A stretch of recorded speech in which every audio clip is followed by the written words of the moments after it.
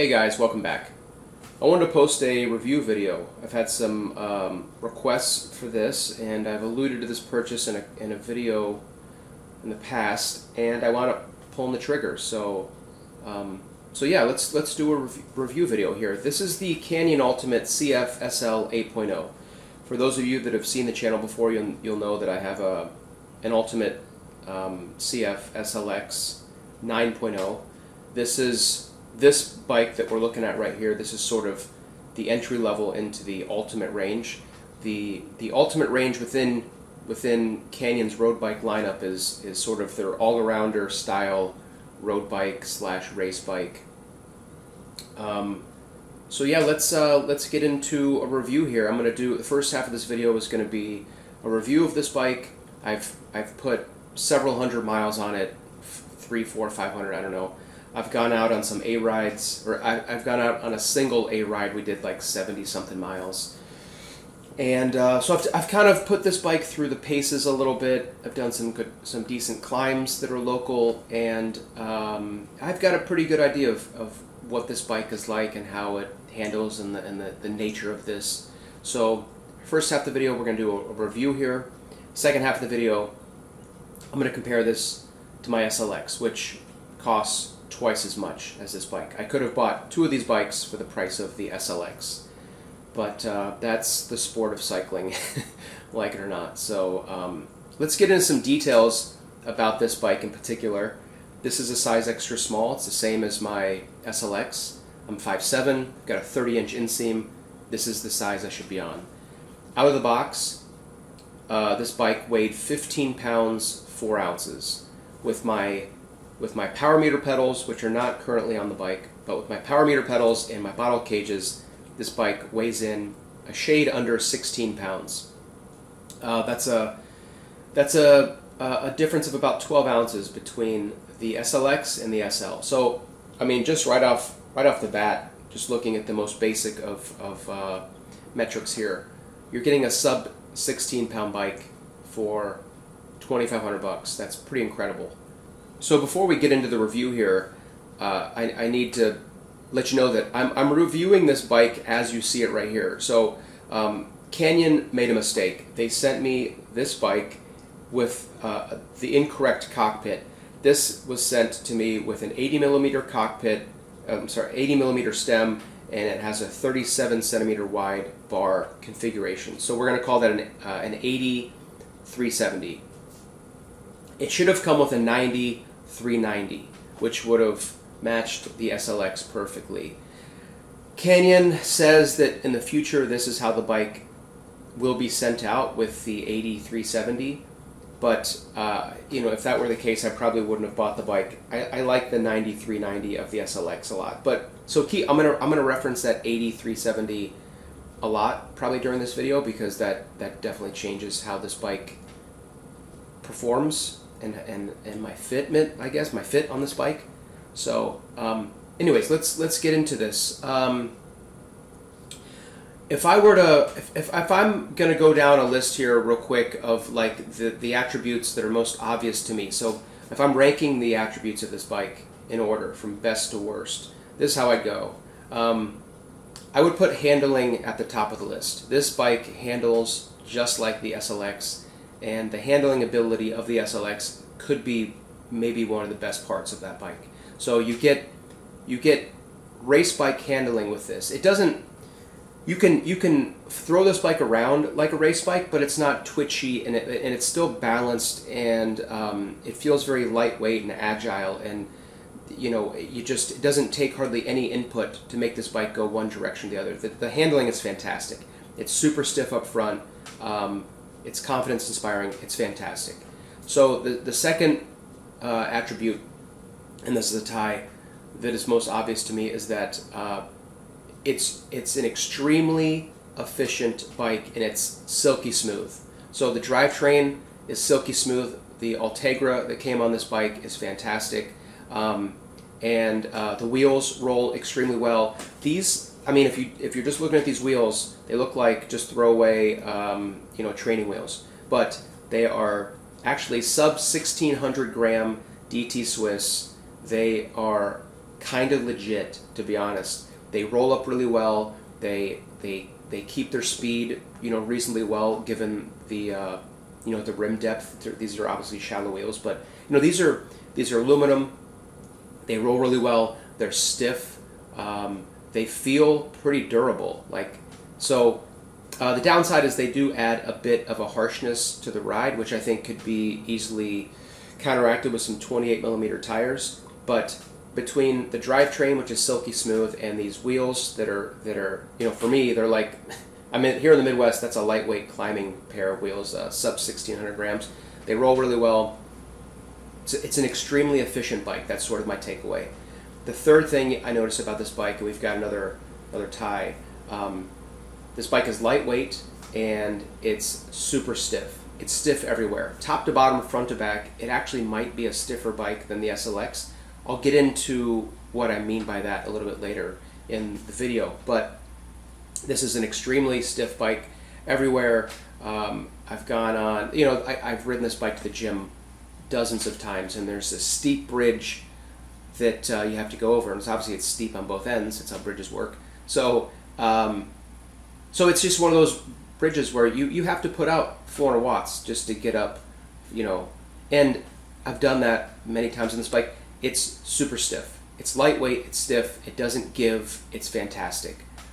The fourth thing I noticed about this bike is how quick it is. It's a quick bike. I'm reluctant to call it fast.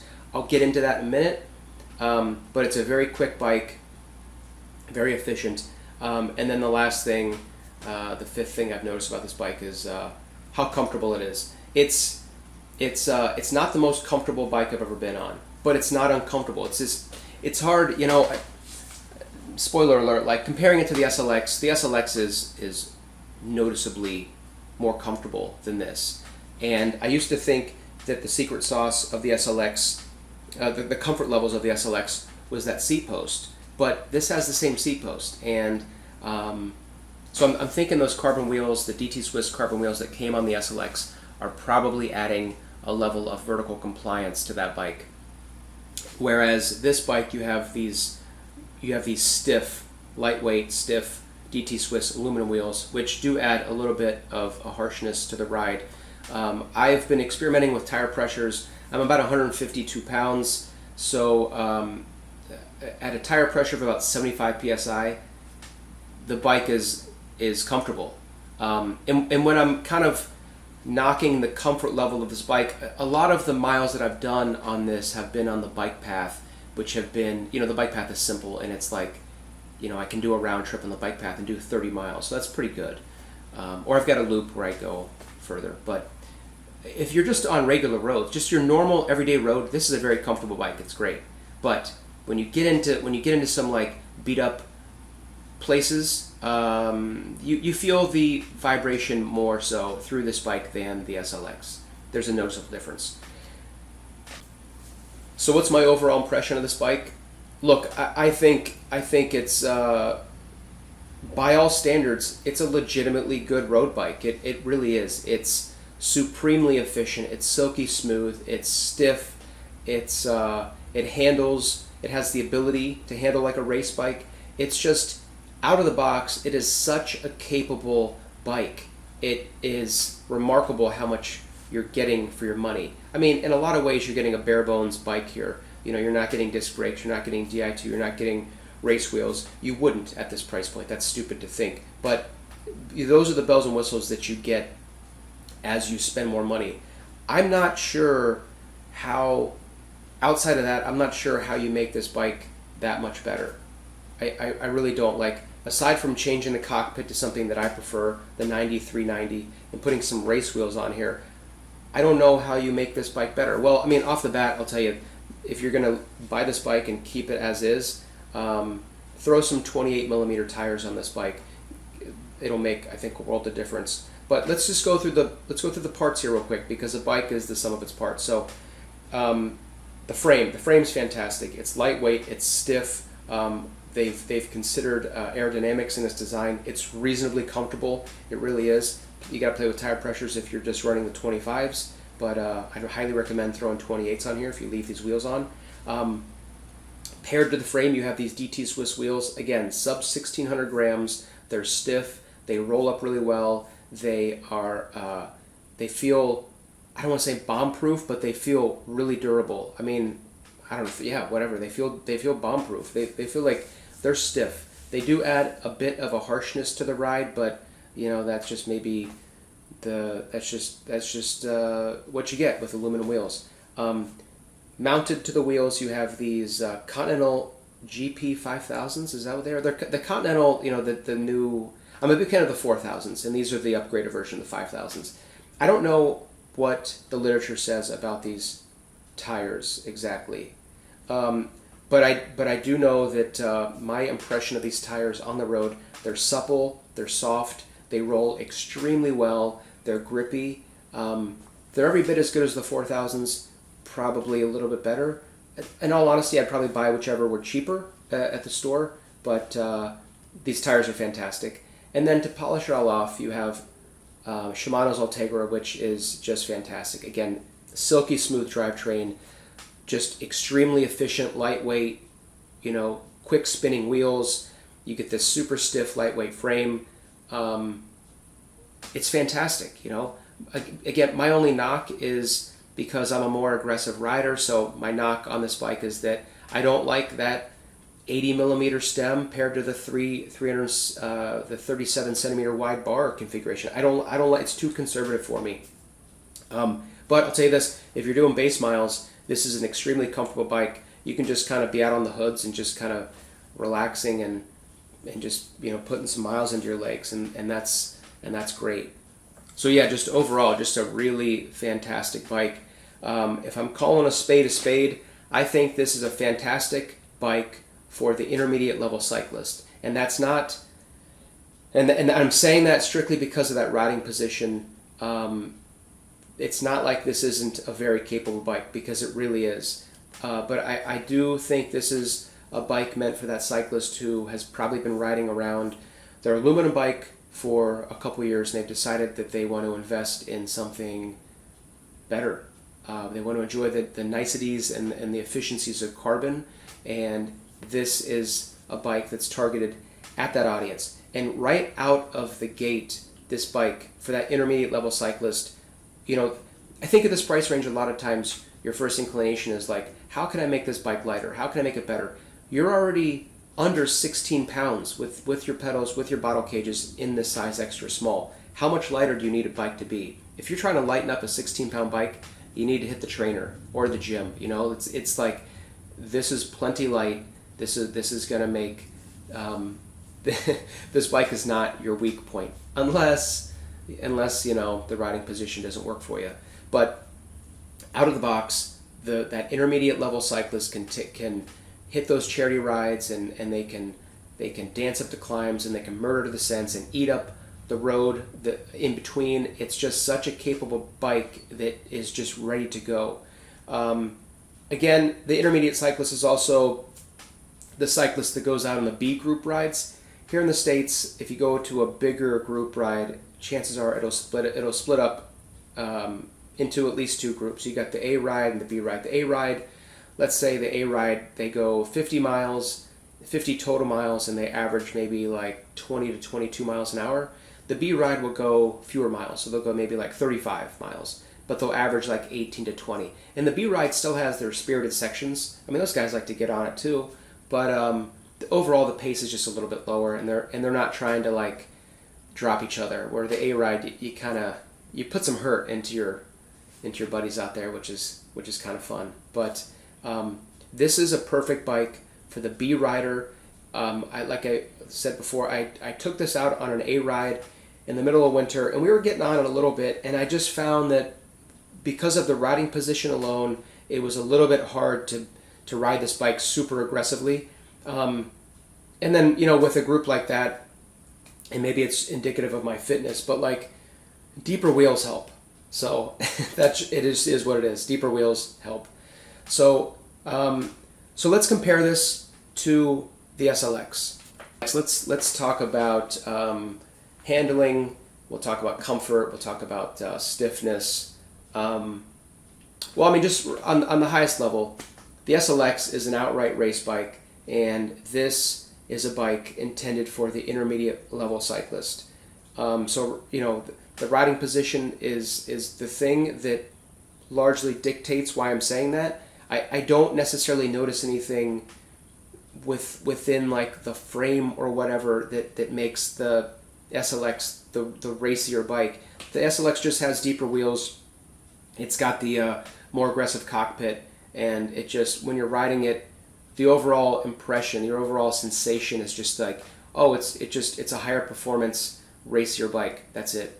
But let's talk about handling. Both these bikes handle just as well as one another. I mean, they're fantastic. They come out of the same mold. They use the same carbon. Layup's a little bit different, but this is the SL right here is an extremely stiff bike. It handles amazingly well, every bit as well as the SLX.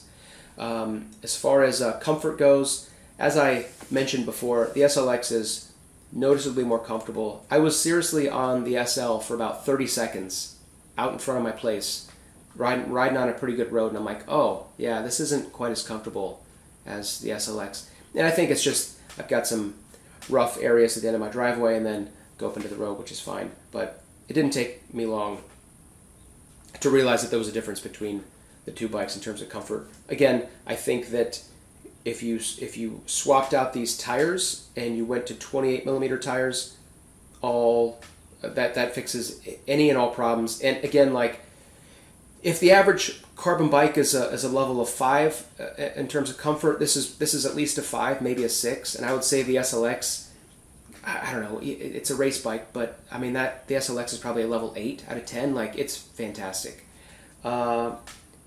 Stiffness. Well, stiffness, this is an interesting subject because between the SLX and the SL, I can't tell the difference between the levels of stiffness. They both feel super stiff. They feel very capable, but this is interesting.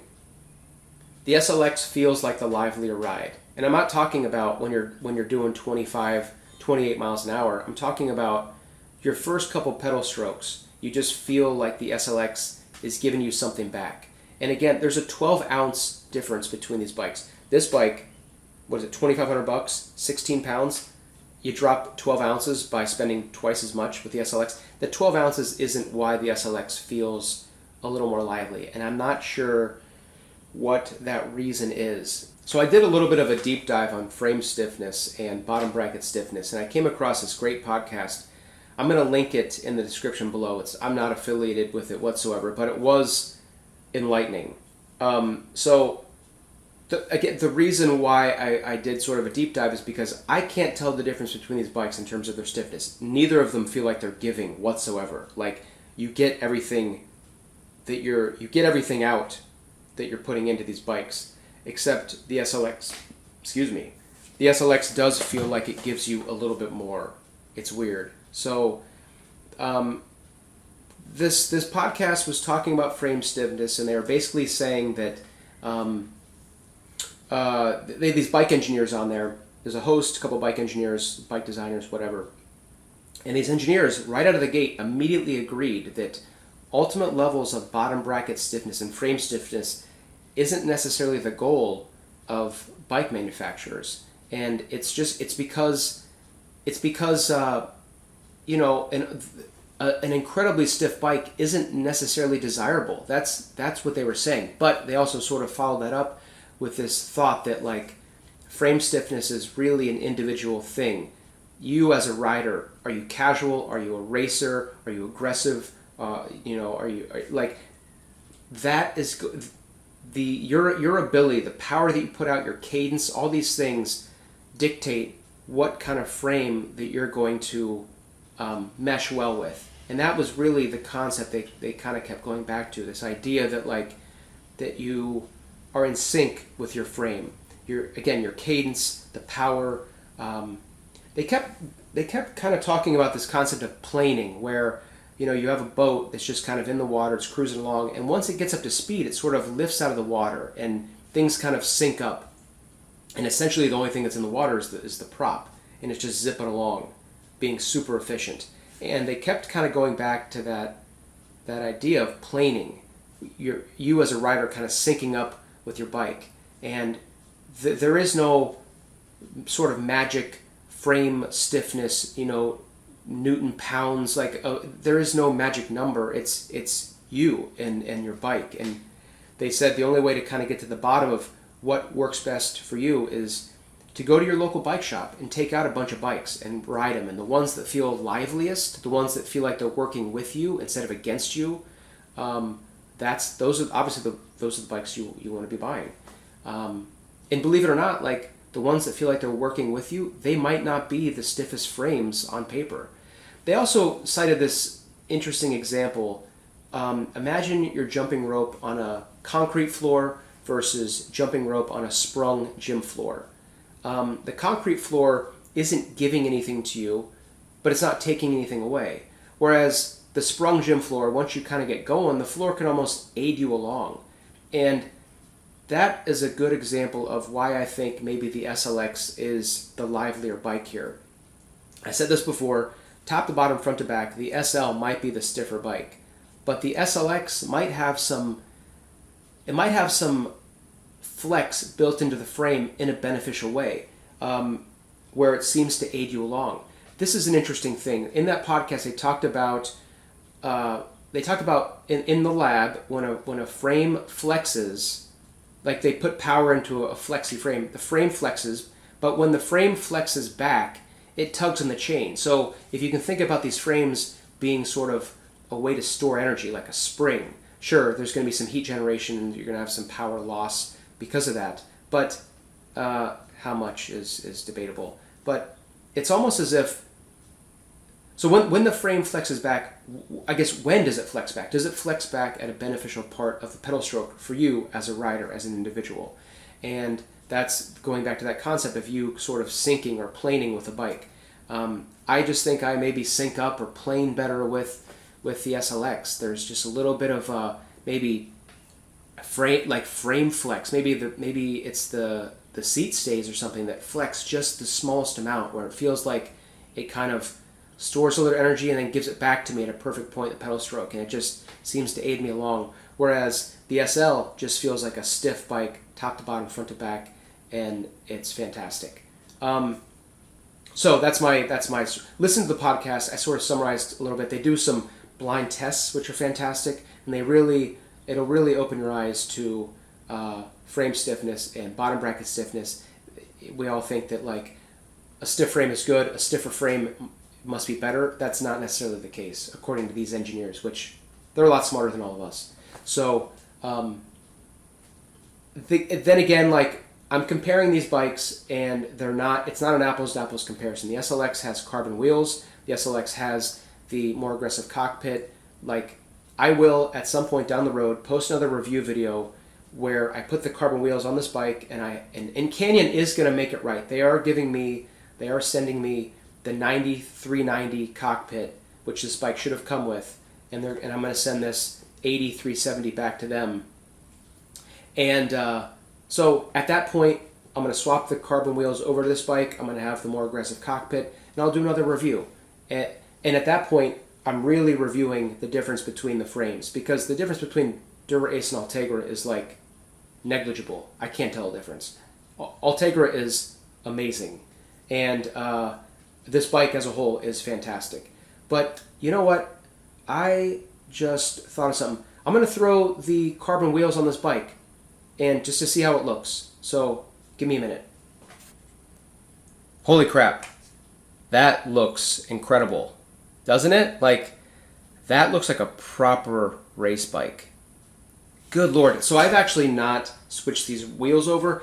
I can't quite yet. I can't ride it like this because I don't have you need like special carbon specific brake pads to have carbon wheels on a bike. And I don't have those for this bike yet.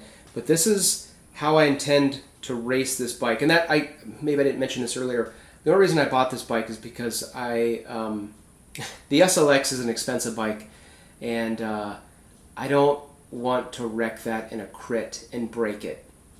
Whether it's affordable or not to replace is another conversation, but the availability, like they're just never in stock. So that's more of the bottleneck for me, is that even if I wrecked it and ruined it, I just couldn't buy another one. They're not available.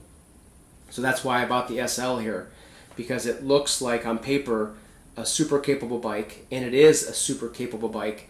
But my idea was that, I'll just get the SL, I'll take the wheels from my SLX, I'll swap them over before crits, and then I get to race this. And how amazing does that look? This is the first time I'm seeing it. That looks like a freaking proper like Tour de France kind of race bike. I'm sorry, I'm like gushing over this bike. It looks really good. But anyways, let's wrap this up. So the SL, the Ultimate SL 8.0, it's a fantastic bike. It's a legitimately good road bike. It's a fantastic value. It's just so capable. It's lightweight, it's stiff, it's supremely efficient. It's fantastic. The SLX is a better bike. It's more comfortable, it's faster, it's a race bike. It's twice the price it should be.